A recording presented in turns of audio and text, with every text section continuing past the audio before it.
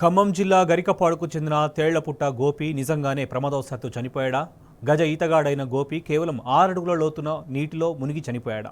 ఇంతకీ post mortem report ఏమైంది? ఎఫ్ఎస్ఎల్కు పంపుతామన్న పోలీసులు ఎందుకు మాట మార్చారు? గతంలో చెరువులో పడిన అనేక మందిని కాపాడిన గోపి నిజంగానే నీటిలో ప్రాణం కోల్పోయాడా? గోపి మృతిపై పలు అనుమానాలు వ్యక్తమవుతున్నాయి. ఇదే అంశానికి సంబంధించి మరింత సమాచారం మా ప్రతినిధి సాంబశివ అందిస్తారు. వైరా మండలం గరికపాడు గ్రామానికి చెందినటువంటి తేళ్లపుట్ట గోపి చనిపోయినటువంటి డెత్ స్పాట్ ఇది. అనుమానాస్పద స్థితిలో గోపి చనిపోయాడని చెప్తున్నటువంటి వైరా ఏరు దగ్గర ఉన్నటువంటి డ్యామ్ దగ్గర మనం ఉన్నాము. ఈ వైరా ఏరు డ్యాంలో ఒక అతను ఆ లోతును మనకు చూపిస్తున్నాడు. గోపి చనిపోయినప్పుడు బహుశా ఇంతకంటే ఇంకొక 2 అడుగులు ఎక్కువ వస్తుందని చెప్తున్నాడు. అంటే నడుము లోతు మాత్రమే నీళ్లున్నాయి. ఆ రోజు కొంచెం ఎక్కువ వచ్చింది అనుకున్నా కానీ ఒక మెడ వరకు వచ్చేటువంటి ఆస్కారం ఉంటుంది తప్ప పూర్తి స్థాయి నీళ్లు రాలని చెప్తున్నాడు. గజ ఈతగాడు గోపి ఈ స్పాట్లో చచ్చిపోవడం అనేది అసంభవం, ఇది నిజం కాదు అని వాళ్ళ కుటుంబ సభ్యులు అనుమానం వ్యక్తం చేస్తున్నారు. మనతో పాటు గతంలో గోపి ఈతకును చూసినటువంటి కుర్రాడు ఉన్నాడు, అతనితో మాట్లాడదాం. బాబు, నీ పేరేంది? అసలు హుసేనా? ఏం జరిగింది అప్పుడు? అంతకుముందు 2 సంవత్సరాల క్రితం మేము చేపలు పట్టడానికి ఒక 10 మంది కలిసి వెళ్ళామండి. ఎక్కడికి? కలంగారు గుండమని అక్కడికి వెళ్ళాము. ఇంతకాడికి పెచ్చుండేది లోతు అక్కడ. అయితే అక్కడ మేము వాళ్ళు ముందు దిగారు, నేను వెనక దిగాను. నాకు ఈత రాదు.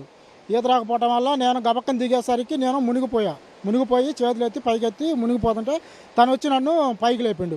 గోపి పైకి లేపి ఒడ్నేసిండు. అయితే తనైతే ఈతగాడు, గజ ఈతగాడు అనేది వాస్తవం. అది నన్ను కాపాడింది కూడా నేనే సాక్ష్యం, ప్రత్యక్ష సాక్షి నేను. నన్ను కాపాడింది అతను. నీలాంటి ఒక వ్యక్తిని కూడా కాపాడిండు, ఇందులో చచ్చిపోయే ఆస్కారం లేదంటావు? లేదండి. ఇక్కడైతే అతను చనిపోతారని మేమే గ్రహించట్లేదు. రైట్. గోపి తమ్ముడు మనతో పాటు ఉన్నాడు, అతనితో కూడా మాట్లాడదాం. తమ్ముడు, అసలు మీకు వస్తున్న అనుమానం ఏంది నాన్న? మీ అన్నయ్యని చంపారని అంటున్నారు, కానీ మరి పోలీసులు ఇప్పటివరకు అట్లాంటి నిర్ధారణకు ఏమి రాలేదు. మీకు వస్తున్న అనుమానం ఏంటి? నాకు వస్తున్న అనుమానం అంటే మొన్న ఈ ఏట్లో బడి అయితే చనిపోడు. ఇది 4-3 అడుగుల లోతే ఉంటది ఖచ్చితంగా. అక్కడ కలంగారు గుంట మినిమం 10 అడుగుల్లో ఉంటది. అక్కడే 100 మందిని కాపాడు. నేను కూడా ఒకసారి చేపలకు పోయినప్పుడు కూడా ఎట్లా జారిపడ్డా, నన్ను కాపాడండి. మా గేదెలు పడ్డప్పుడు కూడా బావిలో గేదెలు తీసిన కూడా మా అన్నయ్యే. ఇలాంటి దాంట్లో మాత్రం అయితే చనిపోడు. దీనికి కార్యకర్తలు మెయిన్ అక్కడ పోలీసు వాళ్ళ వారైతే మొన్న అక్కడ నీళ్ళు కూడా తీసుకెళ్లారు. వాళ్ళందరూ కూడా వచ్చి దీన్ని, అంటే ఈ స్పాట్ కు పోలీసు వాళ్ళు వచ్చి నీళ్లు అవి తీసుకుపోయారు. పొయ్యి కూడా ఎంతవరకు చెప్పారు, రిపోర్టుల కోసం తీసుకువెళ్ళారు. ఆ పోస్ట్ మార్టం రిపోర్టుల కోసం తీసుకుపోయారు. నీళ్లు కనుక తీసుకుపోయారు. ఆ రిపోర్ట్లు కూడా మాకు ఎంతవరకు ఇలా 31st రోజు రిపోర్ట్లు బట్టికే మాకు 45 రోజుల తర్వాత కూడా మేము తిరిగి కాళ్ళు నొప్పులు వచ్చినా చీకట పడ్డా కానీ అక్కడ ఉండి కూడా ఆ రిపోర్ట్లు మాకు అయ్యే రిపోర్ట్లు చూపించారు తప్ప వేరే రిపోర్ట్లు చూపించారు. అదేంటంటే మాకు గడుపూడి రాము ఉండో, మళ్ళీ సేలం సునందర్ రెడ్డి ఉండో, తర్వాత నాకు సీనాన్ ఉండో, టైగర్ ఉండో, ఖమ్మం పొంగులేడు శ్రీనివాసరెడ్డి, రామదాస్ నాయక్ ఉండో, మాకు అందరు టైగర్లు ఉన్నారు. మొత్తం మాదే రాజకీయం, మమ్మల్ని ఏం బిగుతారో పీక్కొని పోను అనే అవగాహనలో వాళ్ళు ఉన్నారు. ఎవరు వాళ్ళు? అది తేళ్ళూరి చిన్నయ్య, విజయరావు. మీ అన్న మొన్న మేమందరం రోడ్డుకి ఎక్కినప్పుడు కూడా మమ్మల్ని వాళ్ళు ఎత్తబడితే అట్టు నోటుకు వచ్చినట్టు తిట్టడం, అదేంటంటే దీన్ని కులాలకు వేరుపేరు చేసడం అన్ని చేశారు. ఇందులో అయితే మా అన్నయ్య చనిపోవడానికి ఆస్కారం లేదు. ఎన్నటికైనా మీ అన్నయ్య మృతి మీద నీకున్న స్పెసిఫిక్ అనుమానం ఏంది? పోలీసు వాళ్ళకు నువ్వేం కోరుతున్నావు? మా అన్నయ్య అయితే ఇందులో చనిపోడు. దీనికి 6 పోయారు, 7 పోయారు. మా అన్నయ్య అయితే 7 6 పోయారు కాబట్టి పేర్లు తేళ్ళూరు గోపి, తేళ్ళూరు వెంకటేష్, తేళ్ళూరు చరణ్, దోమందల వీరయ్య, రాజా ఉప్పలమడక, తర్వాత ఇంకొక అబ్బాయి తేళ్ళూరు వెంకటేశ్వర్లు. వీళ్ళు 6 కలిసిపోయారు. మా ఉన్నారు దీపావళి పండుగ వాలీబాల్ మేము అందరం కలిసి అందరం మేము వచ్చి వాడు కాకపోతే ఇక్కడ మరి ఇంటికి తీసుకొచ్చారు. ఏం కార్యం దగ్గర పండుకొని లేపుకొని తీసుకొచ్చి ఇక్కడ మరి చంపాలని వాళ్ళు ఖచ్చితంగా చంపారు. అంతే, అందులో అనుమానం లేదు. దీనికి చంపి కూడా వాళ్ళు పోలీసు వాళ్ళకి 2 లక్షల రూపాయలు గడుపూరు రాము, సేలం సునందర్ రెడ్డి, మాదేగా రాజకీయం, మమ్మల్ని ఏం చేస్తారని 2 లక్షలు పోలీసు వాళ్ళకి, సిఐ గారు వాళ్ళకి ఇచ్చి వాళ్ళందరూ కూడా షేర్ చేసుకున్న డబ్బుల్ని మాకు ఇటువంటి న్యాయం చేయలేదు.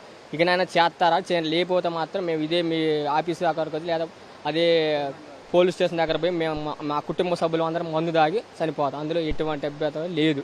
మన శ్రీనివాసరెడ్డి గారు కూడా వచ్చిండు, అడిగితే మీరు పోలీస్ స్టేషన్కి అడిగి రమ్మన్నారు. వచ్చారు. కనీసం మాకు 48 గంటలు గడిచినాక కూడా మేము ఒక కానిస్టేబుల్ని కానీ ఒక ఎస్ఐ గారిని కానీ ఎవరిని కూడా ఇంతవరకు పంపిలా.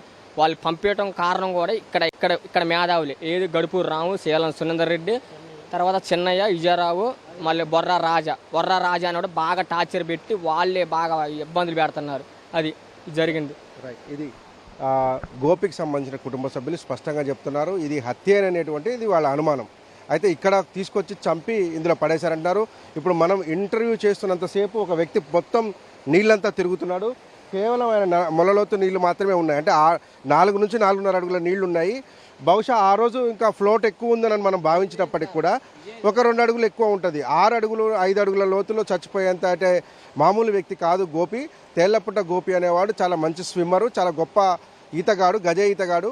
అనేక బావులు తర్వాత వైరా డ్యాము లాంటి చోట ఈత కొట్టినటువంటి వాడు. అనేక మందిని ప్రాణాలను కాపాడినటువంటి వ్యక్తి అని కూడా ప్రత్యక్ష సాక్షులు చెప్తున్నారు. కానీ అతని మృతి మాత్రం చాలా మిస్టీరియస్గా ఉంది. దీని మీద పోలీసు డిపార్ట్మెంట్ ఎంక్వైరీ చేయాలని తమ్ముడితో పాటు కుటుంబ సభ్యులంతా డిమాండ్ చేస్తున్నారు. ఇది సహజ మరణమే అనేటువంటిది తేలితే తాము సంతృప్తి చెందుతాం, కానీ దీని మీద విచారణ జరపాలి, పూర్తి స్థాయి ఎంక్వైరీ చేసి అసలు నిజానిజాలు తేల్చాలని చనిపోయినటువంటి తేళ్లపుట్ట గోపి సంబంధించినటువంటి కుటుంబ సభ్యులు డిమాండ్ చేస్తున్నారు. వీడియో జర్నలిస్ట్ నాగరాజుతో సాంబశివరావు, టీ న్యూస్, వైరా మండలం నుంచి.